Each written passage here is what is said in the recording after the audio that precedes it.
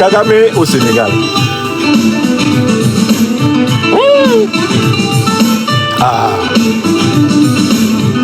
Quand j'ai critiqué le faux pas de notre frère Bassirou Diomaye Faye, présentant Alassane Ouattara comme un démocrate et un facteur de stabilité, la plupart des Africains et Africaines amoureux de la vérité m'a soutenu. Mais certains de mes frères sénégalais et sénégalaises, partisans de Bassirou, ont considéré que c'était un crime de lèse-majesté. Mais Bassirou n'est pas majesté. Ou bien, est-ce que le Sénégal est un royaume? C'est vous-même qui dites. C'est vous-même qui dites que le Sénégal est une république. Or, le mot république est un mot composé de deux termes de la langue latine.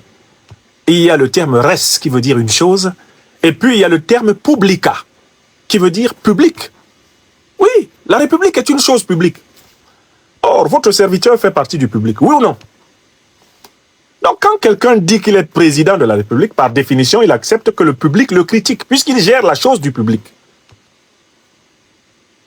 Et une République n'est pas simplement ouverte à la critique de ses citoyens, elle est ouverte à la critique universelle. Car la République dit aussi et pratique aussi du droit international. Oui ou non? Vous connaissez une République qui ne fait pas de droit international?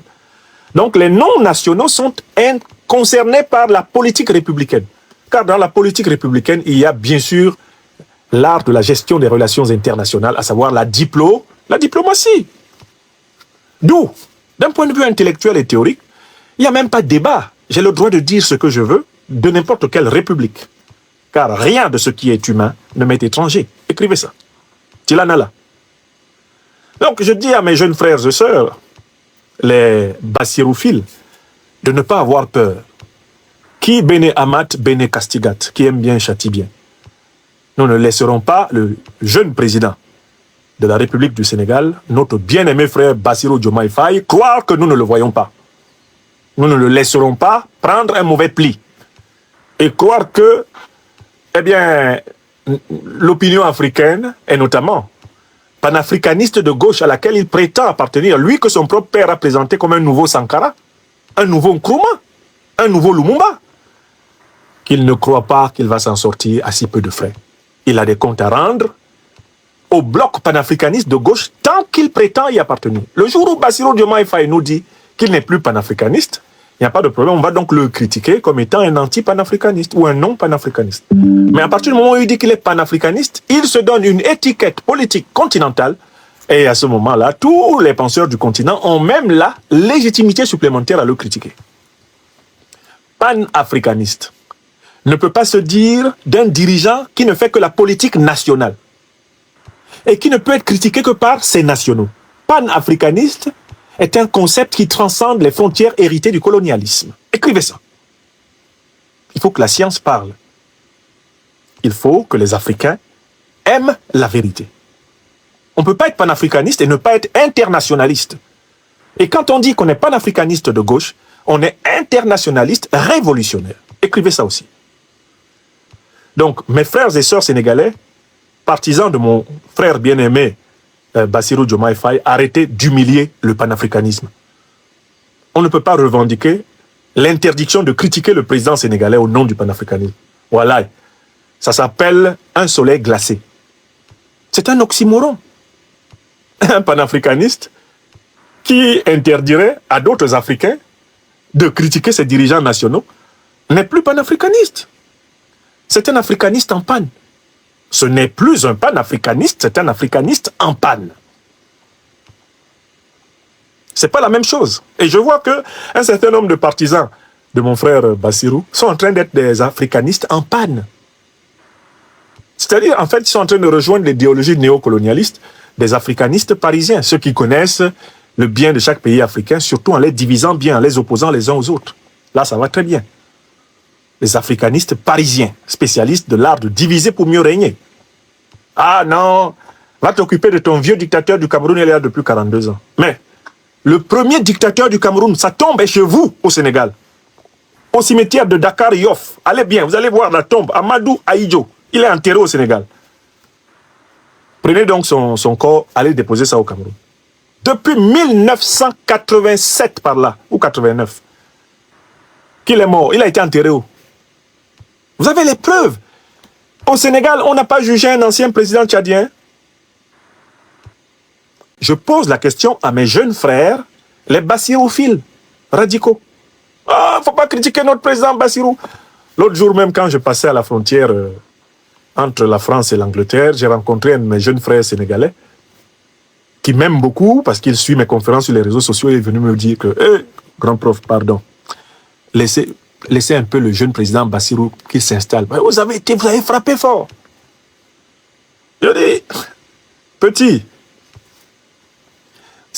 tout se passe comme si vous aviez oublié que vous aviez souffert. Mais de quoi avez-vous souffert au Sénégal? Mais vous avez souffert des négligences du peuple sénégalais envers Macky Sall. Quand Macky Sall avait commencé, on disait qu'il faut le laisser. Il va mieux faire après. Ça commence petit, vous acceptez petit, ça grossit. Vous acceptez gros, ça grassit. Vous acceptez gras, ça se mastodontise. Et ça vous achève. Ça devient énorme. Petit à petit, l'oiseau fait son nid. Petit à petit, l'oiseau fait son nid. Petit à petit, la méchanceté fait son nid. Oh. Petit à petit, la méchanceté fait son nid. Petit à petit, la trahison fait son nid. Petit à petit, la trahison fait son nid. Écrivez ça. Tilanala.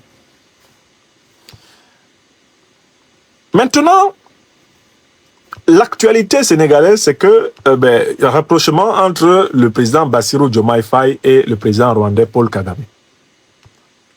Premièrement, il ne s'agit pas ici de dire qu'il ne doit pas y avoir des relations diplomatiques entre le Sénégal et le Rwanda. J'ai déjà toujours rappelé cela. Quand je commence à traiter de questions diplomatiques, je rappelle le droit, la légitimité et la normalité des relations diplomatiques. Même entre des pays ennemis, c'est important qu'il y ait des relations diplomatiques. Je ne conteste pas le droit du Rwanda et du Sénégal d'avoir des relations diplomatiques. Ce n'est jamais ça ma critique. Mais, puisque le président Bassirou Diomaye Faye nous a dit que idéologiquement, il est un panafricaniste de gauche, je voudrais me poser la question de savoir quelles précautions il prend quand il commence à coopérer avec le président rwandais, dont on sait qu'il a vocation à briser toutes les poches panafricanistes révolutionnaires du continent africain afin de favoriser l'installation et la domination de l'impérialisme occidental. Paul Kagame, dont tout le travail dans les Grands Lacs, et notamment en République démocratique du Congo, consiste à saboter ce moteur potentiel du continent africain qu'est la République démocratique du Congo, afin que l'or, le cobalt, le lithium, le manganèse de ces pays continuent à être pillés en faveur des multinationales de l'impérialisme occidental. Paul Kagame, qui s'est spécialisé dans la sous-traitance de son armée, c'est sur des théâtres de guerre où il y a toujours d'abord en avance des djihadistes qui arrivent. Je recommence. Paul Kagame envoie souvent son armée toujours là où il y a d'abord des terroristes djihadistes qui arrivent. Mais qui sont les djihadistes? Ce sont des mercenaires de l'impérialisme occidental. Ce ne sont pas des gens qui viennent pour des raisons religieuses. Ce sont des organisations terroristes qui sont financées pour fragiliser les États afin que ceux-ci acceptent les conditions de coopération économique, politique et culturelle dictées par les grandes puissances occidentales. Maintenant que vous le savez, voici le modèle de Kagame. Un pays est déstabilisé grâce aux troupes terroristes financées par ses patrons, anglo-américains et européens. Une fois que ce pays est fragilisé, Kagame prend son avion et vient proposer à ce pays son assistance militaire. Il y est encouragé par ses maîtres anglo-américains et européens. Une fois que ce pays accepte son assistance militaire, Kagame vient et s'installe avec son armée. Et ils apportent un service minimal à la lutte contre le terrorisme. C'est-à-dire un service qui fasse que jamais le terrorisme ne disparaisse complètement. Jamais le terrorisme ne doit disparaître complètement. Je vous fais remarquer que partout où les troupes rwandaises se sont installées, le terrorisme n'a jamais complètement disparu. Pourquoi le terrorisme ne disparaît-il pas complètement? Mais parce qu'elles ne viennent pas mettre fin entièrement au terrorisme. Elles viennent le faire reculer, mais en le faisant reculer, elles lui permettent de durer. Reculer, ce n'est pas disparaître. Donc, et c'est exactement la stratégie qu'ont adoptée les forces de l'OTAN quand elles ont prétendu en Afrique qu'elles s'investissent dans l'antiterrorisme. Tout le monde a vu que l'antiterrorisme de l'OTAN consiste à donner l'impression de faire reculer le terrorisme. Mais en fait, plus l'OTAN s'est installée en Afrique, mieux le terrorisme s'est porté. Le terrorisme qui était cantonné aux frontières nord du continent africain a progressivement dégringolé vers le sud de l'Afrique. Et Kagame a pu aller se faire de l'argent au Mozambique. Le Mozambique, c'est l'Afrique australe, c'est l'Afrique du Sud. Même jusqu'au Mozambique, ils ont projeté des soi-disant djihadistes pour attaquer le Mozambique, notamment dans la province la plus riche en gaz et en pétrole du Mozambique. Celle qui est exploitée par Total, celle que les Américains, les Britanniques, les Français pompent à volonté. Il a fallu qu'ils y envoient l'État mozambicain à vendre son gaz et son pétrole moins cher. Et puis, bien sûr, Kagame a couru là-bas avec un bataillon de Rwandais, soi-disant pour aider à la sécurité. Pour aider à la sécurité. Vous voyez ce que Kagame fait en République démocratique du Congo? Il est responsable principal. Il est le principal responsable de la déflagration congolaise. Tshisekedi est son adjoint. Car les deux savent que l'instabilité du Congo est une condition pour qu'eux, ils restent au pouvoir. Au Mozambique, il vit de ça. Il traverse, il vient au Bénin. Depuis qu'il est venu au Bénin, le Bénin est attaqué militairement. Juste avant qu'il ne vienne au Bénin, le Bénin est déjà attaqué. Donc on organise des attaques terroristes contre le Bénin pour que Talon, tremblant sur ses jarrets rassis, que Talon, fréluquet, fasse venir, bien sûr, le sous-traitant des armées anglo-américaines, des armées otaniennes, Kagame. Je repars au Sénégal.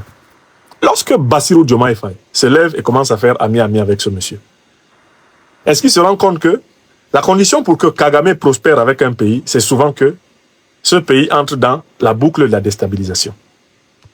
Seriez-vous étonné que dans les prochains mois, les prochaines semaines, le Sénégal connaisse des événements terroristes? Parce que le couple de l'exécutif sénégalais, composé par Diomaye et par Sonko, donne l'impression de vouloir jouer entre les deux blocs. Diomaye est chargé de flatter la CEDEAO, Sonko est chargé de flatter l'AES. Mais ça énerve les impérialistes occidentaux. Les gens de l'OTAN n'aiment pas ça. Et puis personne n'aime ça. Donc en fait, ce qu'ils sont en train de faire, cette politique de « on est avec tout le monde », cette politique qui n'est donc pas une politique, une diplomatie panafricaniste de gauche, qui ne privilégie pas le panafricanisme de gauche. S'ils étaient dans une diplomatie privilégiant le panafricanisme de gauche, ils donneraient priorité aux relations avec l'AES. L'AES qui est dans une dynamique révolutionnaire. Ce serait là leur priorité. Et les autres seraient des relations accessoires. Pas des non-relations, mais accessoires.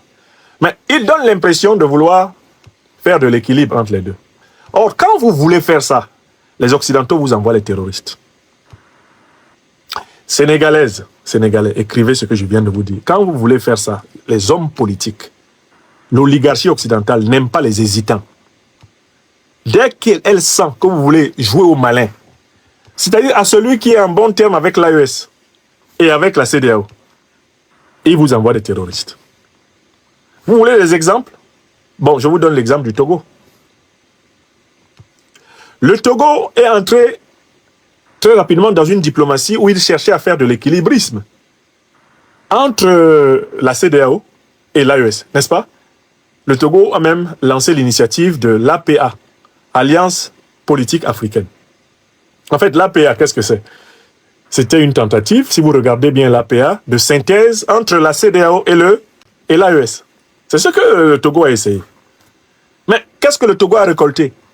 Attaque à la frontière nord. Les impérialistes n'aiment pas les gens qui veulent leur montrer qu'ils sont plus malins qu'eux. Ils ont attaqué le Togo. Plus de 50 à 100 soldats togolais sont morts ces 2 dernières années. Attaqués par les mêmes qui ensanglantent le Burkina, le Niger, le Mali. Pourquoi ces attaques? Mais pour dire à Faure Gnassingbé, tu es avec nous ou tu es contre nous. Je remonte au Sénégal. Les nouveaux dirigeants sénégalais, de ce point de vue, commettent une erreur que Macky Sall ne commettait pas. Macky Sall, lui, il a mis tout, il a donné toute sa confiance à l'OTAN. Il a dit, je suis votre vassal. Waouh. Bon, quand tu donnes toute ta confiance à l'OTAN, l'OTAN dit à Al-Qaïda et l'État islamique, des organisations que l'OTAN a créées, de ne pas te frapper. C'est bon, il a obéi, lui, il est dans nos mains.